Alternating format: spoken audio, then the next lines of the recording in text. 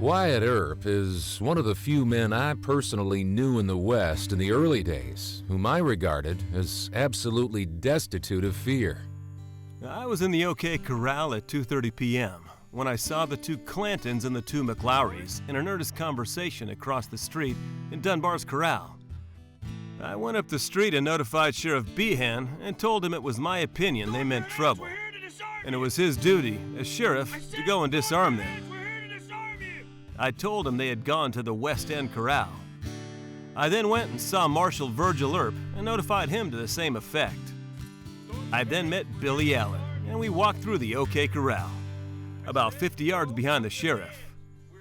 On reaching Fremont Street, I saw Virgil Earp, Wyatt Earp, Morgan Earp, and Doc Holliday in the center of the street, all armed. Johnny Behan had just left the Cowboys after having a conversation with them.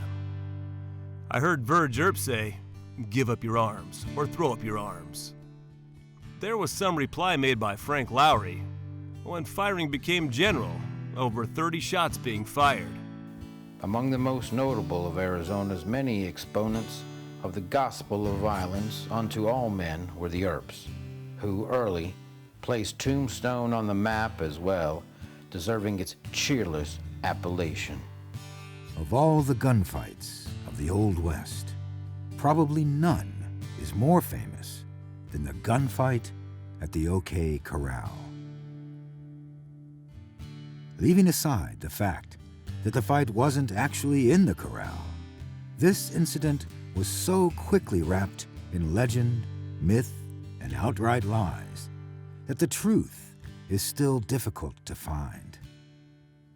Were the Earps really the unblemished heroes of dime novels and old movies? Or were they thugs who happened to wear badges? Were their adversaries truly dangerous criminals? Or were they just personal enemies, killed as part of a power struggle in an Arizona boomtown? The answers, as usual, are more complicated than the myths. But without question, Wyatt Earp and his brothers, Virgil and Morgan, were among the most legendary lawmen of the West.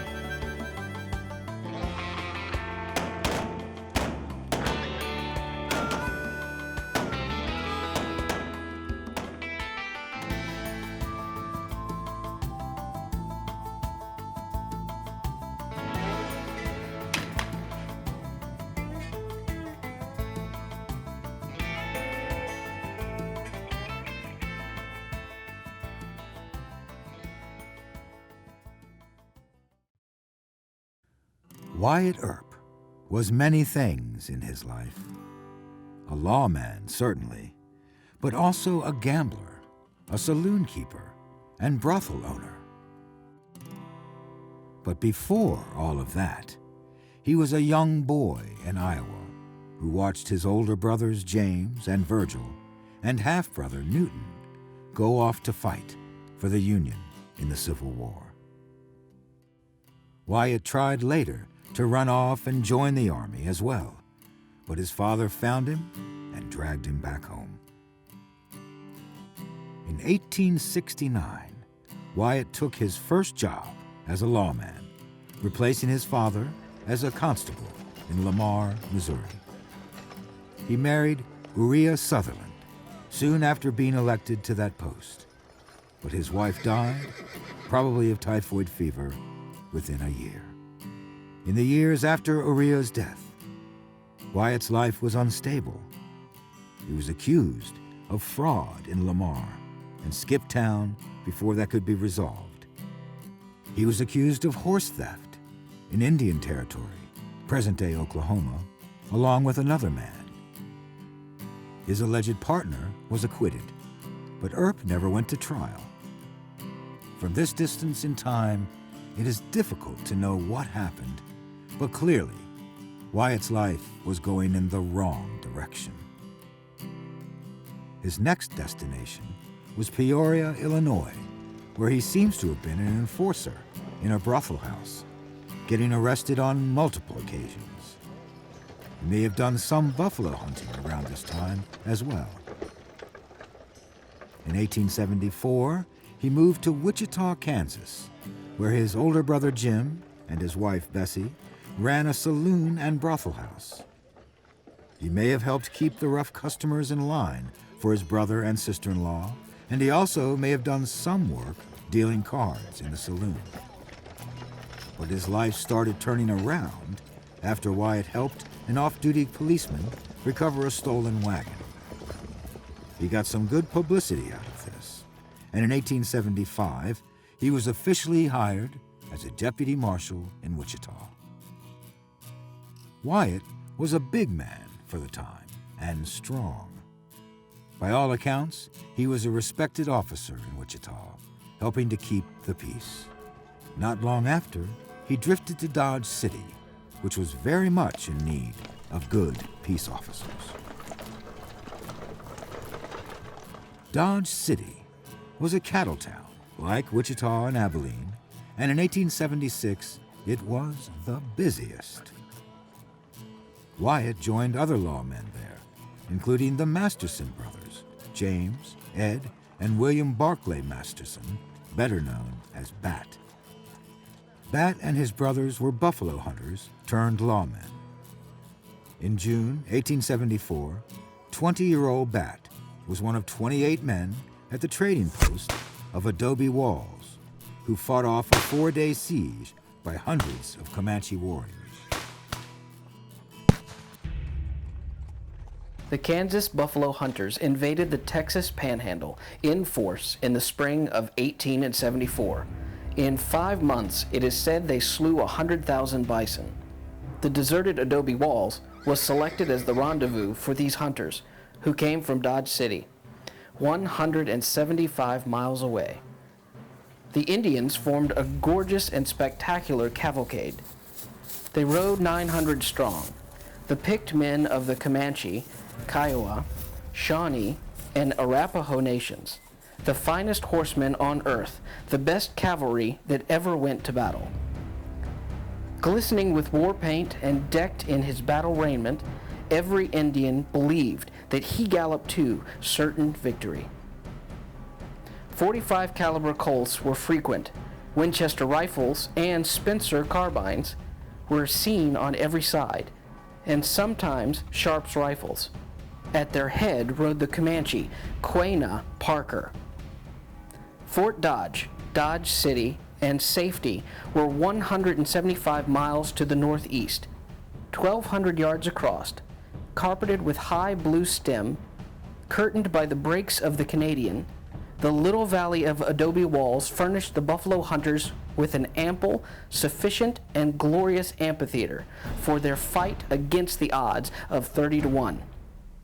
Over near Langston's, Tom Keefe's little dog licked his face and awakened him to observe a herd of buffalo coming. Keefe lay on his elbows to watch them. As they walked out into the grass, Watson and Og glanced towards the herd, and suddenly, from the throat of one of the two came an appalling cry. The discovered Indians answered with the war whoop. The advancing herd of buffalo was transformed into a pack of yelling, screeching Indian demons. The hunters outside fired one volley and retreated within when the Indians were within 100 yards. The defenders were spread out in the 3 main buildings of the settlement. 2 of the buildings had adobe walls 2 feet thick. The third had 10-inch thick wooden walls. Those strong walls would be tested, as the hunters were very nearly wiped out in the first assault. Again and again, the Indians dashed against the doors of the building in the endeavor to break them down. Running at full speed, they hurled their horses against the defenses, or, whirling, backed them against the doors, hoping their weight would force an entrance. Long after the sun had risen in the heavens, they continued. 20 braves dismounted and attempted to rush the door. The fire from Langston's and the crossfire from Hanrahan's, where Dixon and Masterson had secured an advantageous position. Despite their numbers, the defenders were able to use their superior weaponry, including a stock of Sharps rifles and ammunition in the trading post, to hold the attackers at bay for several days. By the 4th day, over 100 hunters had crowded into adobe walls from surrounding territories. For a number of days, they were surrounded, and the firing continued. But finally, the Indians withdrew. And on the morning of July 14th, the hunters marched out from Dodge City, which they reached July 27th. the battle would have dire repercussions for the Southern Plains tribes. It would lead to the Red River War, a series of mostly smaller skirmishes between the U.S. Army and the Comanche, Kiowa, Southern Cheyenne, and Arapaho tribes, resulting in their forcible relocation to Indian Territory. Bat Masterson served as a scout for the Army during some of those campaigns. A few years later, Bat Masterson was in Dodge City. Dodge needed tough lawmen who could handle a rough crowd of cowboys without having to shoot them. The cowboys were both the lifeblood of the town and the bane of its existence.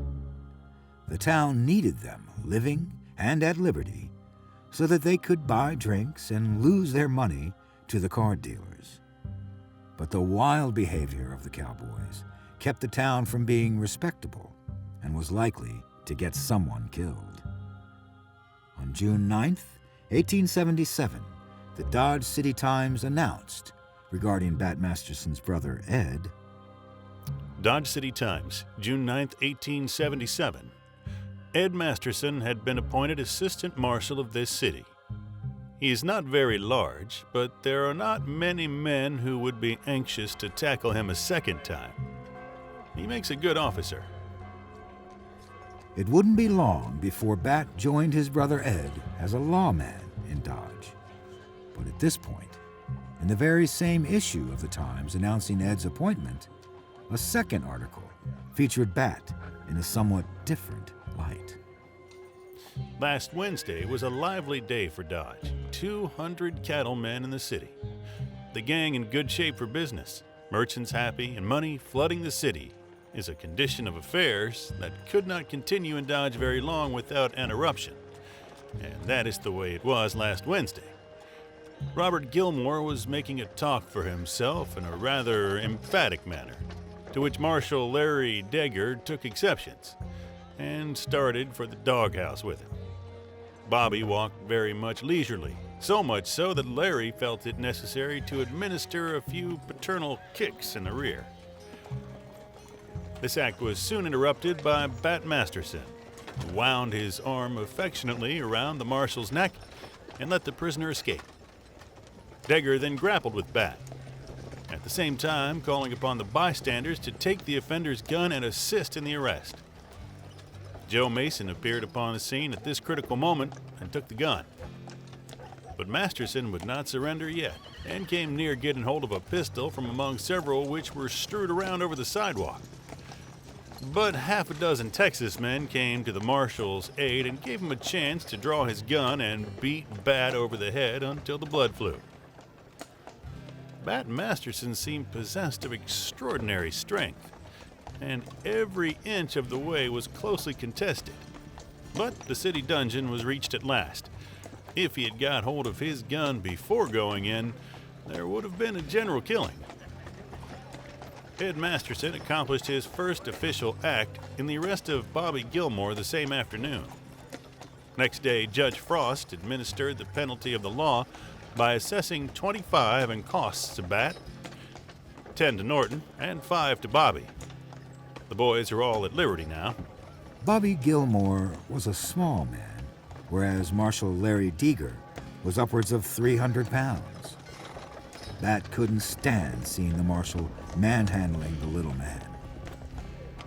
The mayor must have sympathized somewhat, because a month later, he remitted $10 of Bat's fine. And the town in general must have felt good about Bat, because just a month after the incident, Ed Masterson was appointed undersheriff of Ford County, which included Dodge, by Sheriff Charlie Bassett.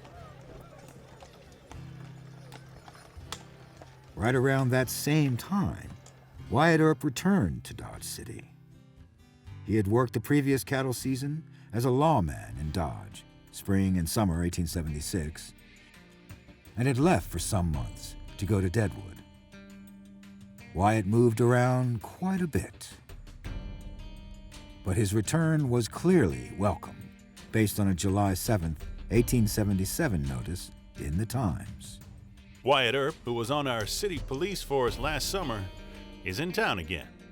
We hope he will accept a position on the force once more. He had a quiet way of taking the most desperate characters into custody, which invariably gave one the impression that the city was able to enforce her mandates and preserve her dignity. It wasn't considered policy to draw a gun on Wyatt unless you got the drop and meant to burn powder without any preliminary talk. But Wyatt apparently didn't take the post right away, based on a report a few weeks later. Miss Frankie Bell, who wears the belt for superiority in point of muscular ability, heaped epithets upon the unoffending head of Mr. Earp to such an extent as to provoke a slap from the ex-officer, besides creating a disturbance of the quiet and dignity of the city, for which she received a night's lodging in the dog house and a reception at the police court next morning, the expense of which was about $20. Wyatt Earp was assessed the lowest limit of that law, $1. The exact cause of the fight between Wyatt and the muscular prostitute has been lost to time, but the incident highlights the rough nature of the town and the times. And the town fathers couldn't have found it too worrisome a story, because Wyatt was in fact hired on as an assistant marshal. It was during this time that he made his acquaintance of the man with whom his name would be forever linked, Doc Holliday. Wyatt himself later told the story in an interview with the San Francisco Examiner. It happened in '77 when I was a city marshal of Dodge City, Kansas.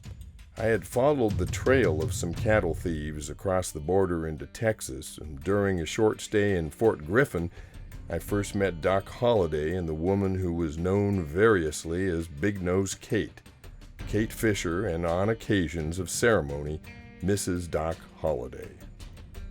Holliday asked me a good many questions about Dodge City and seemed inclined to go there, but before he had made up his mind about it, my business called me over to Fort Clark. It was while I was on my way back to Fort Griffin that my new friend and his Kate found it necessary to pull their stakes hurriedly. Doc Holliday was spending the evening in a poker game, which was his custom whenever the faro bank did not present superior claims on his attention. On his right sat Ed Bailey. The trouble began, as it was related to me afterward, by Ed Bailey monkeying with the deadwood, or what people who live in the cities call discards. Doc Holliday admonished him once or twice to play poker, which is your seasoned gambler's method of cautioning a friend to stop cheating. But the misguided Bailey persisted in his furtive attentions to the deadwood. Finally, having detected him again, Holliday pulled down a pot without showing his hand, which he had a perfect right to do. Thereupon, Bailey started to throw his gun around on Holliday as might have been expected. But before he could pull the trigger, Doc Holliday had jerked a knife out of his breast pocket and with one sideways sweep had caught Bailey just below the brisket. Well, that broke up the game, and pretty soon Doc Holliday was sitting cheerfully in the front room of the hotel, guarded by the city marshal and a couple of policemen, while 100 miners and gamblers clamored for his blood. You see, he had not lived in Fort Griffin very long, while Ed Bailey was well liked. It wasn't long before Big Nose Kate, who had a room downtown, heard about the trouble and went up to take a look at her doc through a back window. What she saw and heard led her to think that his life wasn't worth 10 minutes' purchase, and I don't believe it was. There was a shed at the back of the lot, and she set fire to it. She also got a 6-shooter from a friend down the street, which with the one she always carried made 2. It happened just as she had planned it. The shed blazed up and she hammered at the door yelling, "Fire!" Everybody rushed out except the marshal, the constables, and their prisoner. Kate walked in as bold as a lion, threw one of her 6-shooters on the marshal, and handed the other to Doc Holliday. The two of them backed out of the hotel, keeping the officers covered, and the pair of them got away safely and rode the 400 miles to Dodge City, where they were installed with great style when I got back home. Such then was the beginning of my acquaintance with Doc Holliday, the mad, merry scamp with heart of gold and nerves of steel, who, in the dark years that followed, stood at my elbow in many a battle to the death. He was a dentist, but he preferred to be a gambler. He was a Virginian, but he preferred to be a frontiersman and a vagabond. He was a philosopher, but he preferred to be a wag. He was long, lean, and ash blonde, and the quickest man with a 6-shooter that I ever knew. It wasn't long after I returned to Dodge City that his quickness saved my life. He saw a man draw on me behind my back. "Look out, Wyatt," he shouted. But while the words were coming out of his mouth, he had jerked his pistol out of his pocket and shot the other fellow before the latter could fire. On such incidents as that are built the friendships of the frontier. Wyatt Earp's fond image of Doc Holliday wasn't shared by many others. Ed Masterson later wrote of Holliday, Holliday had a mean disposition and an ungovernable temper, and under the influence of liquor was a most dangerous man. Holliday seemed to be absolutely unable to keep out of trouble for any great length of time. He would no sooner be out of one scrape before he was in another. Meanwhile, Ed Masterson was working his way to being sheriff of Ford County. His appointment by Sheriff Bassett as the undersheriff made it clear who Bassett thought was the best man for the job. Bassett himself had served a maximum of 3 terms. With that support, Bat took the office. For a short time, the brothers Masterson served together as lawmen in Dodge, till it ended tragically on April 9th, 1878. April 25th, 1878. On the evening of the 9th, at 10 o'clock p.m., 6 pistol shots rang out on the south side of the railroad track. A party of 6 cowboys who had arrived in town in the evening had been enjoying themselves with dancing and drinking, some of them evidently getting too much liquor. Marshal Masterson and Policeman Haywood, being the custodians of the public peace, were present, prepared to prevent any disturbance or trouble among the boys. One of the boys, named Jack Wagner, got to be very noisy. About this time, the city marshal observed that he was carrying a 6-shooter, contrary to city ordinance. and proceeded to disarm him, which he accomplished without much trouble, and turned the pistol over to Wagner's boss, A.M. Walker. The dance went on, and all appeared to be in peace and harmony. The marshal stepped out the front door to the sidewalk, where he again met Wagner, and saw that Wagner was again in possession of his pistol. He at once attempted to take it from him. A scuffle ensued. A general rush was made from inside the hall to the sidewalk. Policeman Haywood stepped forward to assist the marshal, but just as he did so, two other cowmen drew their pistols upon him and held him in position. One of them snapped a pistol in his face, which fortunately missed the fire. As Ed and Wagner struggled with the gun, it went off, shooting Ed Masterson in the abdomen. The shot set Ed's shirt on fire. Ed drew his own revolver and shot Wagner, then turned his aim to the man holding a gun on policeman Haywood and shot him as well. Both of the cowboys died of their wounds, but so did Ed Masterson about an hour after being shot. Later, Bat Masterson arrested 4 other cowboys involved in the incident which killed his brother. Ed Masterson was a respected officer, and his loss was hard for the city. The city council passed resolutions declaring their respect for him, and all businesses were closed for the funeral, which was the largest that Dodge City had ever seen to that point. But the following month, a notice appeared in the Wichita Eagle. Wichita Eagle, May 16th, 1878. Wyatt Earp, well known in this city and for a long time connected with our police force, received an offer of $200 per month to take the marshalship of Dodge City, which he went up to accept, with all its dangers and responsibilities, last week. Wyatt was going back to Dodge.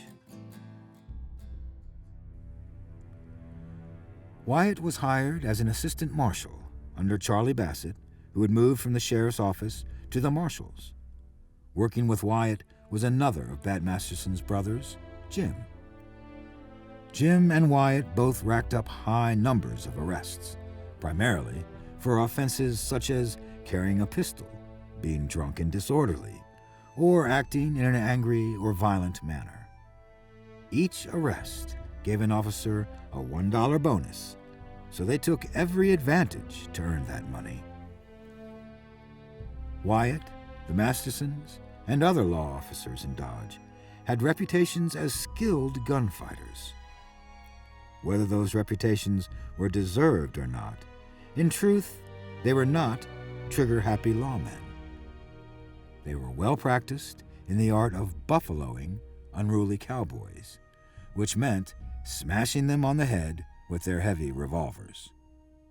Certainly, a harsh practice from the perspective of the 21st century, and probably from the perspective of the cowboys.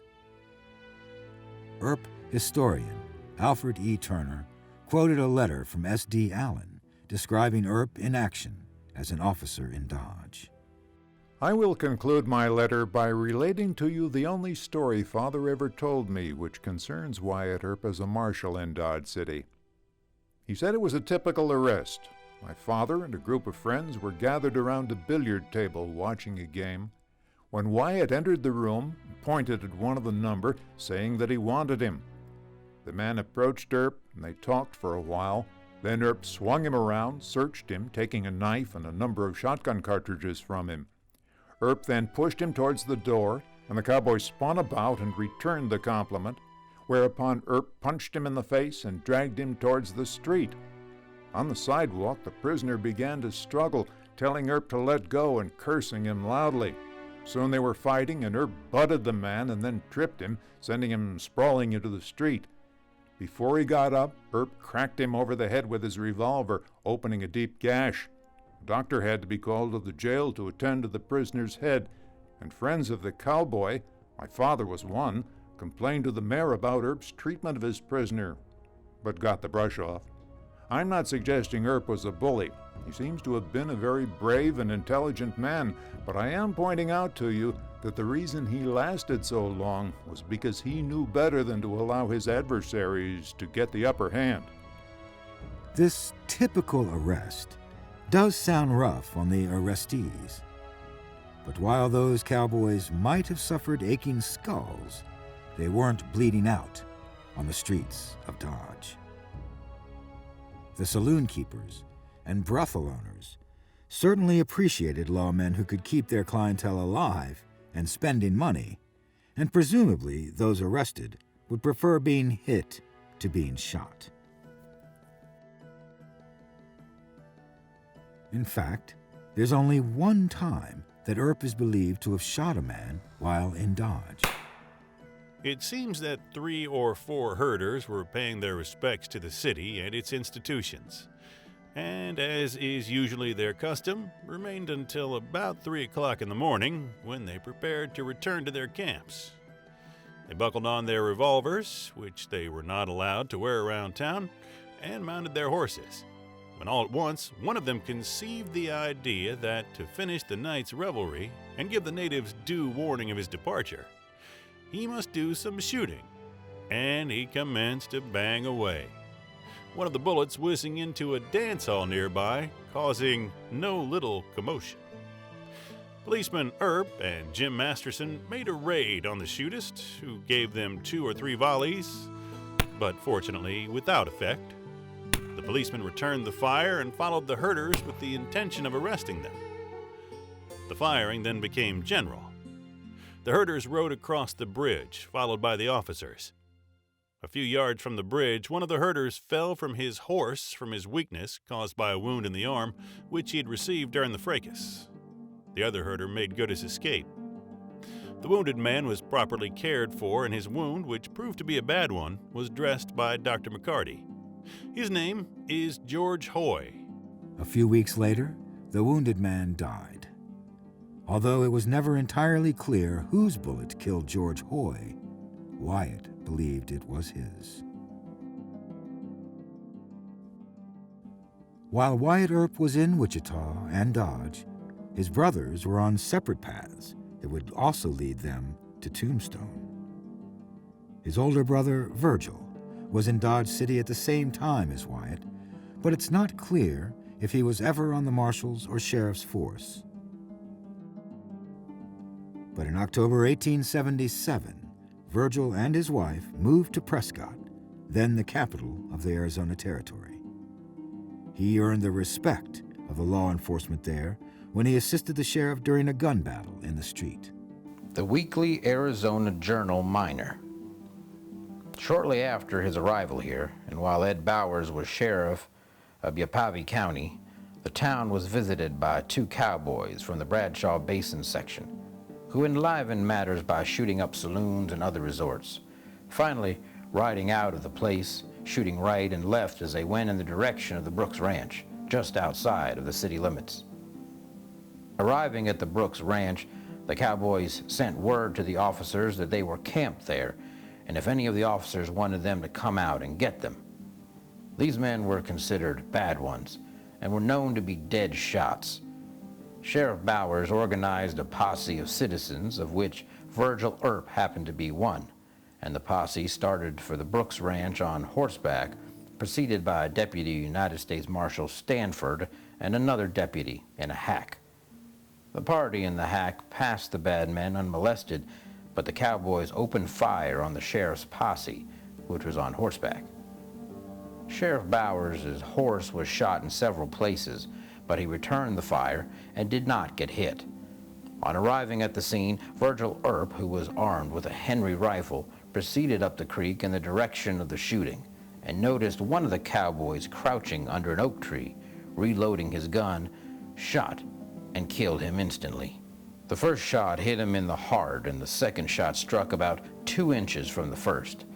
The other cowboy was shot with a charge of buckshot and lived for 2 days, finally dying in the hospital. Not long after this incident, Virgil was elected constable of Prescott. A year later, he was also appointed Deputy U.S. Marshal for Eastern Pima County. Wyatt's younger brother, Morgan Earp, also worked as a lawman in Butte, Montana. He also worked as a shotgun messenger for Wells Fargo, a job that Virgil and Wyatt would take from time to time. Shotgun messengers were considered private lawmen, somewhat like Pinkerton agents. Wells Fargo agents would guard the company's strongbox, carried on a stagecoach, to discourage would-be robbers.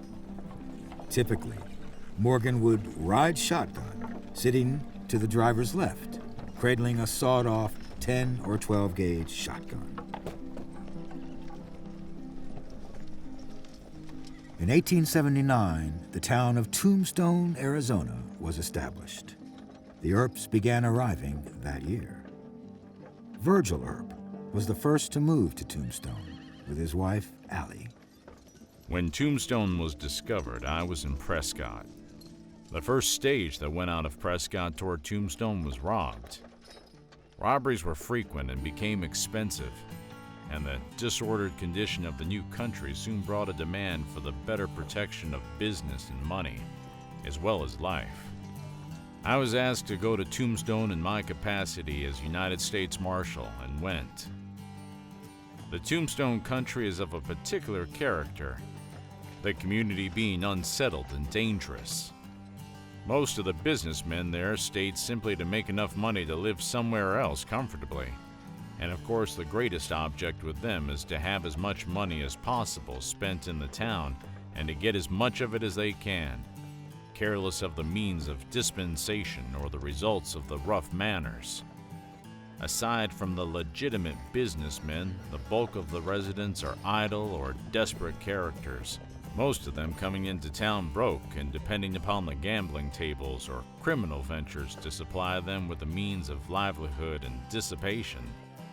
As a deputy U.S. Marshal, Virgil Earp had a position that carried a fair amount of prestige, if providing little in the way of income.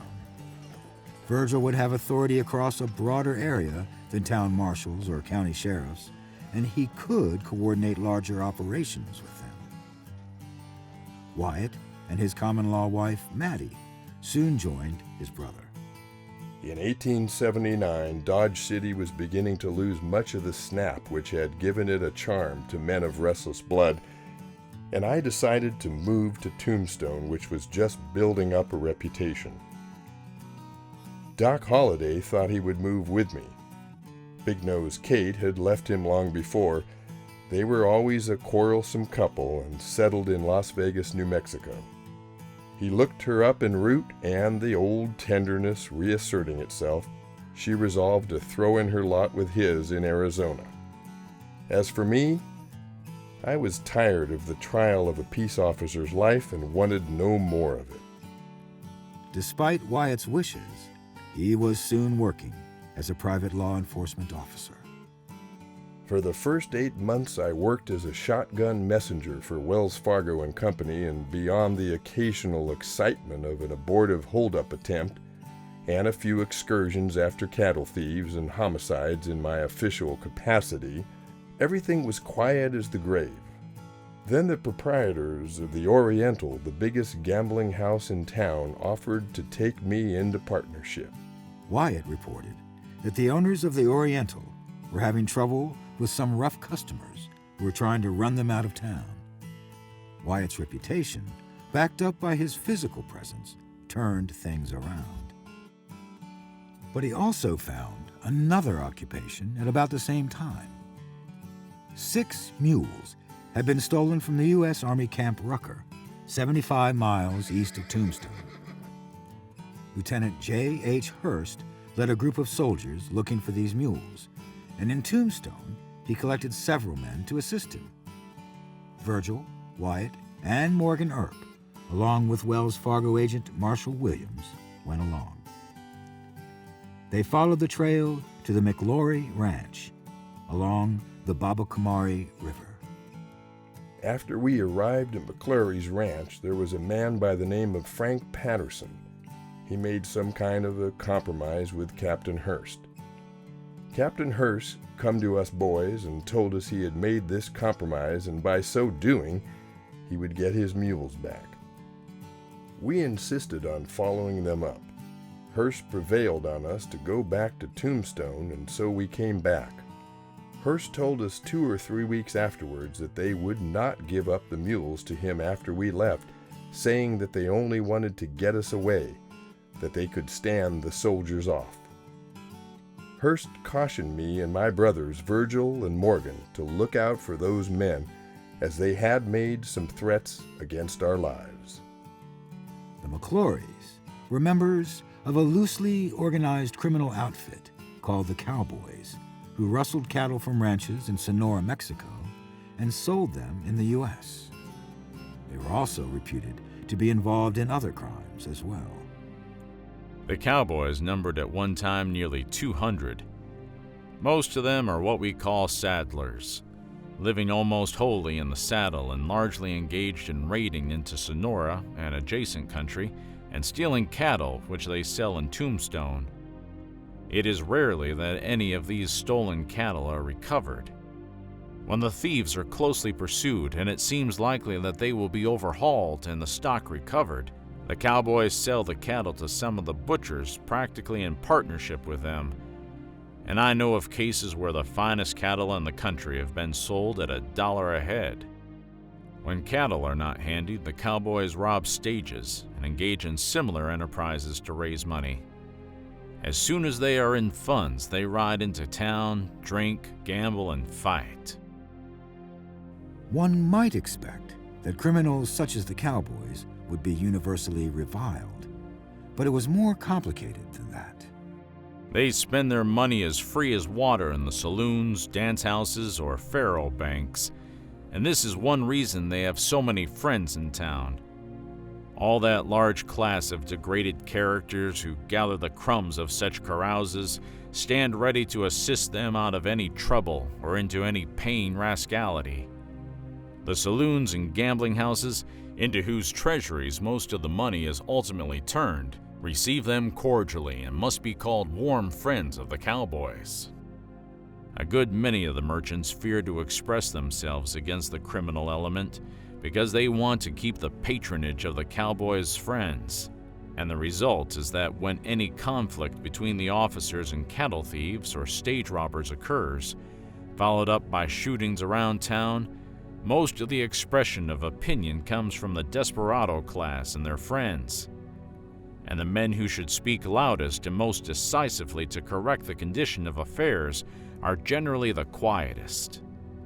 An officer doing his duty must rely almost entirely upon his own conscience for encouragement. The sympathy of the respectable portion of the community may be with him, but it is not openly expressed. Wyatt would soon discover that for himself. Not long after he helped track down the stolen army mules, Wyatt Earp was hired by Pima County Sheriff Charlie Chabelle. Wyatt was made a deputy sheriff of Tombstone, and since the sheriff was based in Tucson, Wyatt and a fellow deputy had a lot of freedom in Tombstone. It wasn't long before Wyatt was butting heads with the Cowboys again. On October 28, 1880, some cowboys were out shooting up the town near midnight. Tombstone Epitaph, October 28, 1880. A lot of Texas cowboys, as they're called, began firing at the moon and stars on Allen Street near 6th. City Marshal White interfered to prevent violation of the city ordinance and was ruthlessly shot by one of the number. Deputy Sheriff Earp, who is ever to the front when duty calls, arrived just in the nick of time. Seeing the marshal fall, he promptly knocked his assailant down with a six-shooter and as promptly locked him up, and with the assistance of his brothers Virgil and Morgan, went in the pursuit of the others. The wound is serious, though not a fatal one. Too much praise cannot be given to the marshal for his gallant attempt to arrest the violators of the ordinance, nor to Deputy Sheriff Earp and his brothers for the energy displayed in bringing the malefactors to arrest. At last accounts, Marshal White was sleeping, and strong hopes of his ultimate recovery were expected. Unfortunately, Marshal White did not survive the injury. The gunman in question was Curly Bill Brocious, a member of the outlaw Cowboy gang.